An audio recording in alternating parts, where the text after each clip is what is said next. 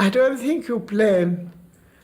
I think life would be terrible if you planned what to do in life and what will become of your life.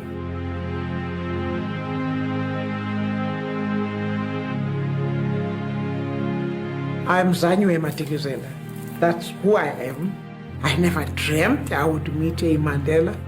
I never dreamt that I would end up in and out of prisons.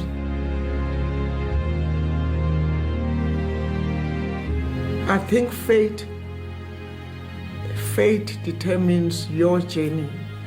I wouldn't ever claim that one day I sat and thought, oh, I'm going to be a freedom fighter.